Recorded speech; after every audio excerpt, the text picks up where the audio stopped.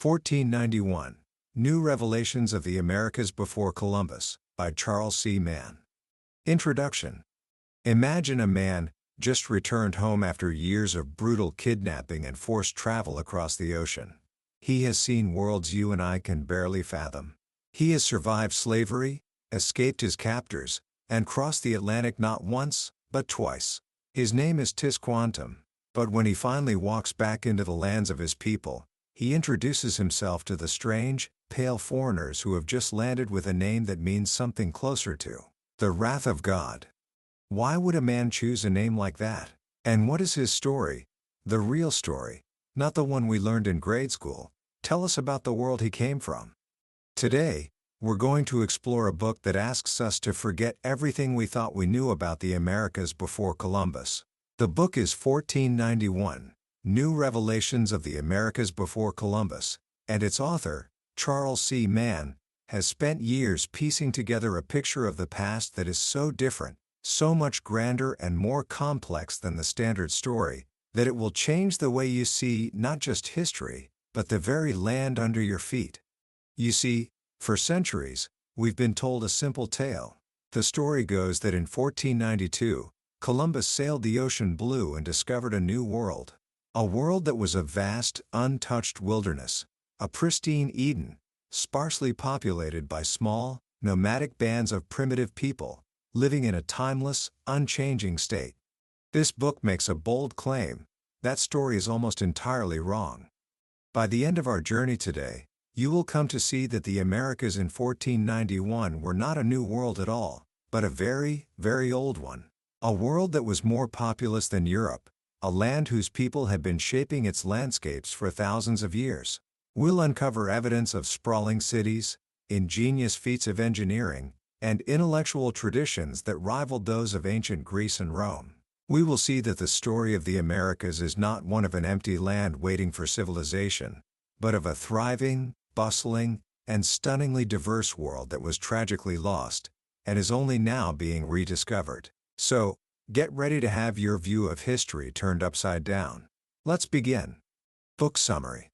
To understand the world before 1492, we first have to understand the mistake that has clouded our vision for 500 years. Charles Mann gives it a name: Holmberg's mistake. It's named after an anthropologist named Alan Holmberg who, in the 1940s, lived among a people in Bolivia called the Siriono. What he found seemed to confirm every stereotype of primitive life. The Siriono, he wrote, were a people who lived in constant hunger. They had no clothes, no domestic animals, no art, and almost no religion. They couldn't even count past 3. Holmberg saw them as living relics, a people frozen in the Stone Age, who had drifted through millennia without changing, their history a flat, featureless plain until Europeans arrived. He called them the quintessence of man in the raw state of nature. And for decades, the world believed him. Holmberg's vision of a primitive, timeless people became the lens through which we saw all Native Americans. But Holmberg was wrong, utterly wrong. What he failed to see was that the Siriono were not remnants of an ancient past. They were the traumatized survivors of a recent apocalypse. Just a generation before he arrived, devastating epidemics of smallpox and influenza had torn through their society, killing more than 95% of their people. The small, wandering bands he saw were not timeless primitives. They were refugees fleeing for their lives from abusive cattle ranchers who were stealing their land, aided by the Bolivian military. It was as if Holmberg had stumbled upon the survivors of a concentration camp and concluded that their culture had always been one of starvation and bare feet. He missed the story. He missed the history. And this is Holmberg's mistake: the belief that Native Americans were a people without history, living in an eternal, unhistoried state. This mistake has echoed through our textbooks, our movies, and our environmental movements. It gave us two equally flawed images: the vicious barbarian, an obstacle to progress, and the noble savage, a gentle child of nature who lived in perfect harmony with the wilderness. Whether positive or negative, both images rob indigenous peoples of their agency. It makes them passive figures, either waiting to be conquered or waiting to teach us a spiritual lesson. It denies them the one thing that defines all human societies: the capacity for change, for innovation, for genius, and for failure. The truth, as Mann reveals, is infinitely more complex and fascinating. Let's start with the most fundamental question: how many people were actually living in the Americas in 1491? The number we were often taught in school was vanishingly small, perhaps 1 million people north of Mexico. The whole hemisphere, some said, held maybe 10 million souls. But in the 1960s, a young anthropologist named Henry Dobbins began digging through old archives in Peru and Mexico, and what he found was staggering. He wasn't looking for population numbers, he was just studying old birth and death registers. But he kept finding a horrifying pattern. In ledger after ledger, the number of burials massively outnumbered the number of baptisms. Whole communities were vanishing. The cause? Disease. Dobbins realized something that historians had overlooked. The great waves of disease, smallpox, measles, influenza, didn't just arrive with the European colonists, they often arrived before them. These invisible killers traveled faster than the Europeans themselves, passed from one native community to the next along ancient trade routes. The first Europeans to explore many parts of the Americas were therefore walking into a graveyard. They were seeing not a pristine wilderness, but a recently widowed land. Dobbins calculated that in the first 130 years of contact, Native American populations declined by as much as 95%. Think about that. It's a death rate that is almost impossible to comprehend. It means that for every 20 people alive in 1491, only one was left by the mid-1600s. If this is true, then all our old population estimates, based on the observations of those first colonists, are catastrophically wrong. They weren't counting the original population, they were counting the few survivors. Dobbins proposed a simple, shocking calculation.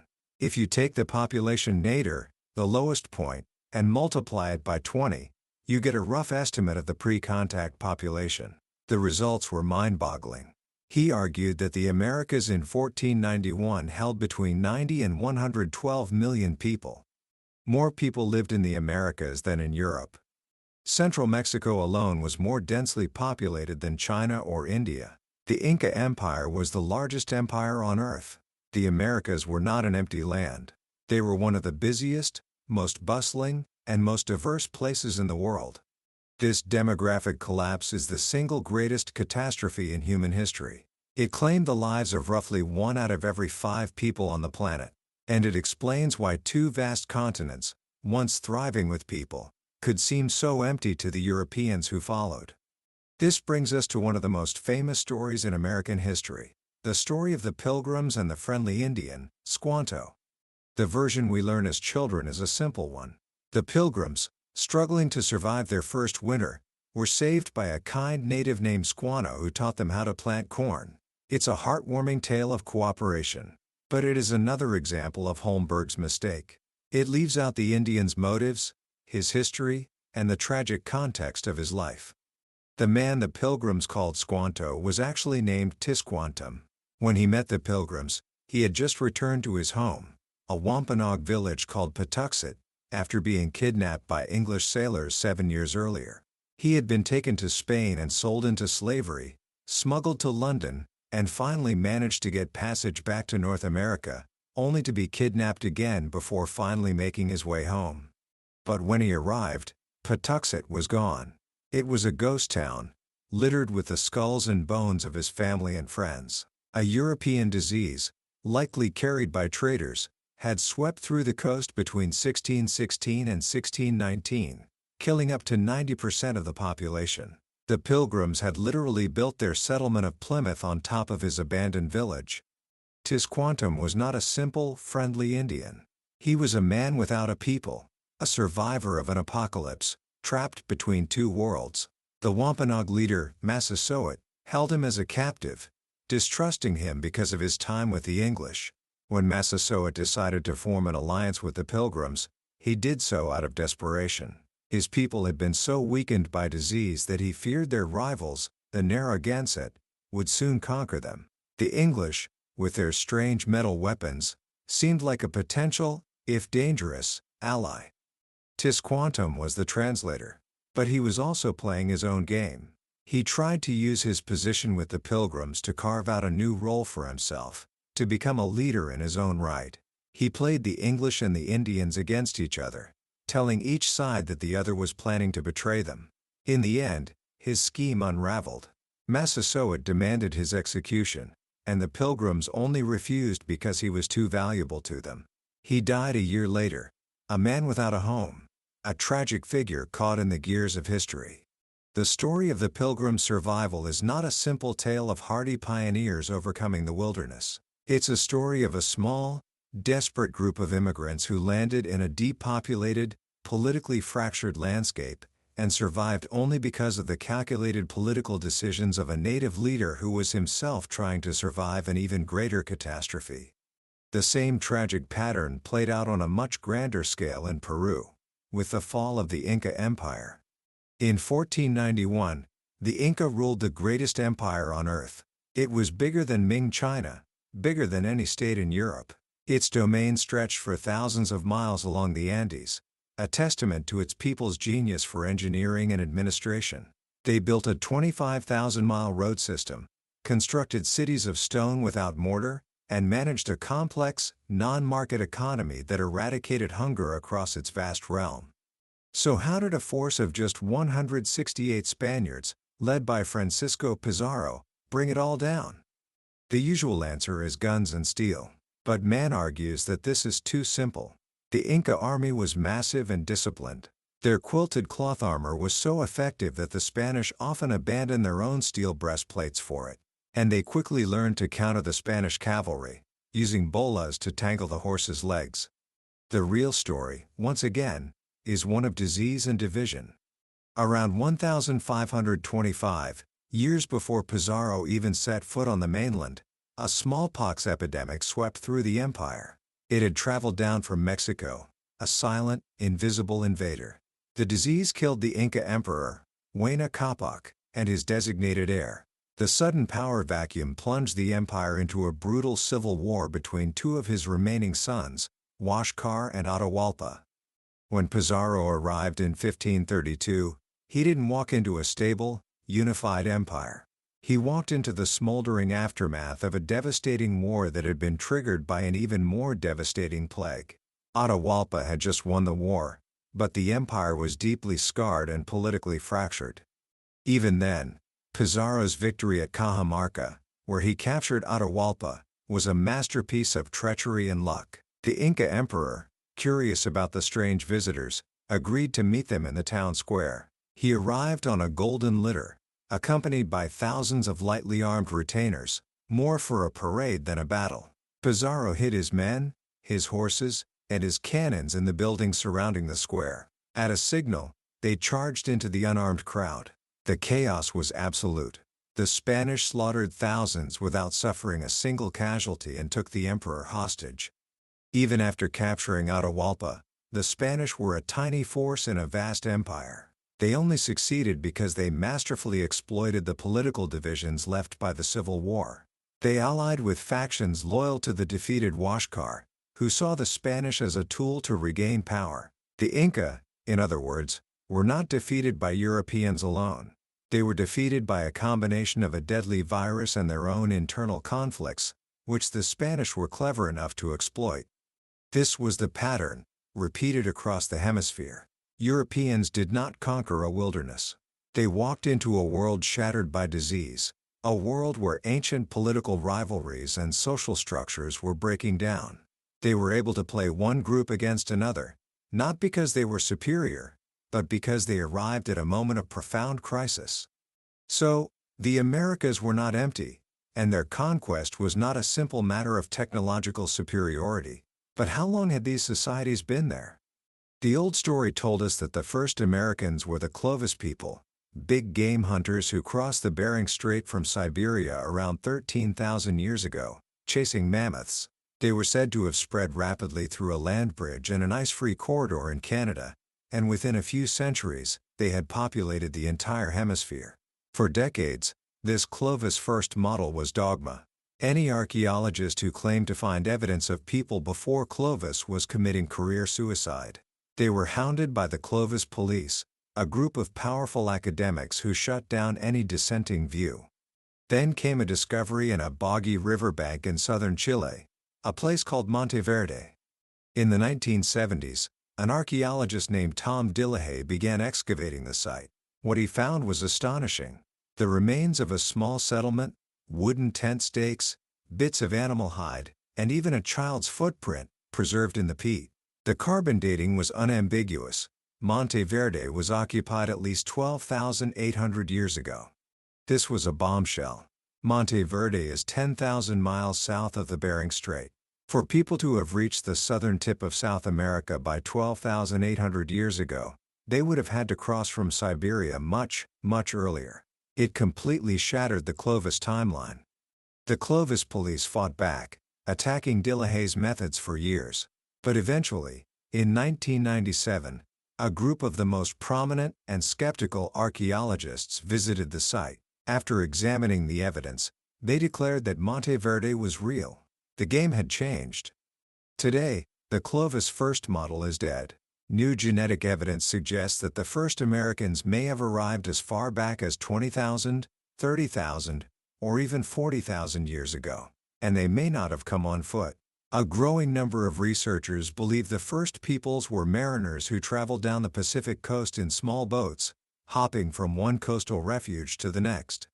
What this means is that the story of the Americas is thousands of years older than we thought. The Western Hemisphere is not a new world. If the dates for Monteverde are correct, people were living in Chile while Europe was still largely covered in ice, a land empty of human beings. So, we have a land that was ancient and populous. But what did these people do to the land? The other side of Holmberg's mistake is the pristine myth, the belief that the Americas in 1491 were an untouched wilderness. This, too, turns out to be wrong. Native Americans were not passive inhabitants of the land, they were its architects. One of their most powerful tools was fire. From the Atlantic to the Pacific, Native Americans systematically burned the landscape. They set fire to the undergrowth of forests to clear them out, creating open, park-like woods that were perfect for hunting. The first European colonists in Ohio described forests where they could drive carriages between the trees. In Virginia, John Smith claimed he could ride at a gallop through the woods. This wasn't just about hunting. The burning encouraged the growth of berry bushes, nut trees, and grasses that attracted game animals like deer and elk. They were, in effect, practicing a form of husbandry without fences. They weren't just hunting animals, they were creating the habitats that allowed those animals to thrive. The Great Prairies of the Midwest, celebrated as the wild heartland of America, were not entirely natural. They were created and maintained by millennia of Indian burning. When Lewis and Clark traveled west, they weren't exploring a wilderness. They were traveling through a vast, continent-sized pasture managed by Native Americans. But perhaps the most dramatic example of landscape creation comes from the Amazon. For a long time, ecologists believed the Amazon was a counterfeit paradise. Its lush greenery, they argued, masked a world of brutally poor soils, where large-scale, settled societies were impossible. The only way to live there was through slash-and-burn agriculture, clearing a small plot, farming it for a few years until the soil was exhausted, and then moving on. This view, championed by Smithsonian archaeologist Betty Meggers, became environmental gospel. It meant that the accounts of early explorers like Gaspar de Carvajal, who described seeing the riverbanks lined with cities and large towns for hundreds of miles, must have been lies. But in recent years, a new generation of researchers has discovered something incredible. Scattered throughout the Amazon are vast patches of rich, fertile, black earth. It's called terra preta do Indio, Indian dark earth. This soil is not natural. It is a human creation. It seems that ancient Amazonians created this super soil by mixing charcoal, pottery shards, and organic waste into the ground. The charcoal acts like a magnetic sponge, holding onto nutrients and microorganisms that would otherwise be washed away by the tropical rains. Terra preta is so fertile that some patches have been continuously farmed for hundreds of years without fertilizer. Some researchers believe that as much as 10% of the Amazon basin, an area the size of France, might be covered in this anthropogenic soil. The people who lived here weren't just practicing slash and burn. They were practicing slash and char. Instead of burning vegetation to ash, they burned it slowly, without oxygen, to create charcoal, which they then mixed into the soil. They were not just adapting to the forest, they were building it. They also transformed the forest by planting it.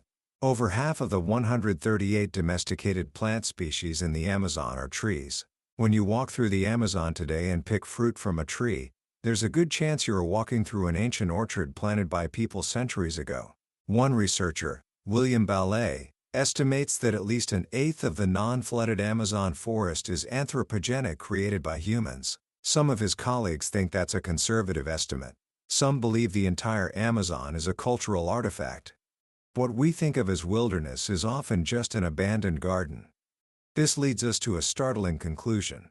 The thundering herds of bison, the massive flocks of passenger pigeons that darkened the skies, the thick, impenetrable forests that the first colonists saw, these were not features of a timeless, pristine wilderness. They were signs of an ecosystem in collapse. When European diseases wiped out the Indians, they removed the keystone species that had been managing the continent for millennia. With the managers gone, the landscape went wild. Bison and passenger pigeon populations, no longer constrained by Indian hunting and agriculture, exploded into pathological numbers. Forests, no longer cleared by Indian fire, grew thick and tangled. The wilderness that so enchanted writers like Thoreau was not a remnant of the world before humanity. It was a world created by the absence of humanity. It was the product of a demographic catastrophe. The first Europeans did not destroy a pristine wilderness. In a strange and tragic way, they created it. So, where does this leave us? For centuries, we have told ourselves a story of discovery, of a new world, of a brave journey into an empty wilderness. But the real story is one of encounter. An encounter between two old worlds, two sets of ancient civilizations, whose collision reshaped the planet. The Americas in 1491 were not a paradise. They were a world of dynamic, complex societies that faced challenges of politics, warfare, and environmental management, just like societies everywhere else. They had triumphs and they had failures. The Maya civilization, for instance, collapsed not simply because of drought, but because a century of brutal warfare between the city-states of Moodle and Khan had left their societies too brittle and their landscapes too stressed to withstand the climatic shock. Their fall was a political failure as much as an ecological one. The great city of Cahokia, near modern-day St. Louis, likely collapsed because its leaders, in their quest for grandeur, deforested the surrounding hills, leading to catastrophic floods that undermined their authority. These stories are not simple parables. They are complex human histories. Perhaps the greatest legacy of these societies is not in their ruins or their crops, but in their ideas. The Haudenosaunee, or Iroquois, created the Great Law of Peace, a constitution for their five-nation confederacy that was based on principles of consensus, limited government, and personal liberty. Women held significant power, choosing the male sachems and holding veto power over their decisions. When colonists like Benjamin Franklin encountered the Haudenosaunee, they were struck by their absolute notions of liberty. Here were societies where every person was considered a master of their own life, where social classes and deference to authority were almost non-existent. This living example of freedom had a profound, if often unacknowledged, influence on the colonists who were beginning to imagine a new kind of society, one free from the kings and aristocrats of Europe. The democratic, informal, brash spirit that we think of as uniquely American has some of its deepest roots in the cultures of the very people whose world was destroyed to make way for it. Commentary. So, what do we take away from all of this? What is the great lesson of Charles Mann's 1491? For me, it is a profound lesson in humility. It reminds us that the story we tell about the past is never the whole story. For 500 years, the history of the Americas has been written as if the continent were a blank slate before 1492. This book fills in that vast silence, and in doing so, it doesn't just add a new chapter to world history, it forces us to rethink the entire book. The achievements of these societies are staggering. They engineered a new species, maize, that now feeds the world. They built cities on a scale that rivaled those of Egypt and Mesopotamia. They developed systems of writing and mathematics, including the concept of zero, on their own. And they managed their landscapes with a sophistication that we are only now beginning to appreciate. To realize that all of this was lost, and lost so completely that we are only now rediscovering it, is a tragedy of almost unimaginable proportions. It is a loss not just for the Americas, but for all of humanity. Think of the ideas, the philosophies, the stories, the different ways of being human that vanished. It's as if a great library, filled with books from another world, was burned to the ground before anyone had a chance to read them. But the lesson here is not just about loss, it's also about resilience and possibility. The new understanding of pre-Columbian history shows us that the Amazon rainforest, which we see as a fragile wilderness, can be a managed, productive landscape. It shows us that human beings are not just destroyers of nature, we can also be its creators. The terra preta soils of the Amazon are a gift from the past, a testament to a kind of ecological intelligence that we desperately need to learn from. So, what can you, a curious and ambitious young person, take from this? First, I think, is the importance of questioning the stories you've been told. History is not a set of facts carved in stone. It is a narrative, and narratives are always shaped by the people who tell them. Be skeptical of any story that seems too simple, that presents entire continents and peoples as one-dimensional. Look for the complexity, the contradictions, and the silenced voices. Second, it's a powerful reminder that there is more than one way to be human, more than one way to build a society. The cultures of the Americas offer us a vast repository of different approaches to politics, to the environment, to community. The Haudenosaunee idea of liberty, the Inca system of collective labor, the Mesoamerican milpa, these are not just historical curiosities. They are ideas, and ideas have power. Finally, this book asks us to see the world not as a collection of separate places, but as a single, interconnected story. The Columbian Exchange, as Alfred Crosby called it, didn't just change the Americas and Europe, it created the modern world. The potatoes that fueled Europe's population boom, the maize that transformed Africa, the silver that financed Asia's trade, all of these are part of the legacy of 1491. We are all living in the world that was born from that collision. That was A Journey Through 1491 by Charles C. Mann. We've explored the grand sweep of a lost world today, but let me be honest with you, a summary can only ever be a map. It can show you the landmarks and the major routes, but it can never replace the experience of walking the terrain yourself. The real magic happens when you dive into the book, when a particular story or a quiet detail connects with you in a way you didn't expect. This summary is your guide to decide if this book is a journey worth taking. If anything we've talked about has sparked your curiosity, grab a copy. Reading it isn't just about learning facts, it's an experience that will fundamentally change how you see the history of our world. And, if you found this journey valuable, I'd be grateful if you'd hit that like button and subscribe to the channel. That way, you won't miss our next exploration into another life-changing book. There's a whole library of wisdom out there, and I believe that by exploring it together, we can keep growing. Thank you for listening.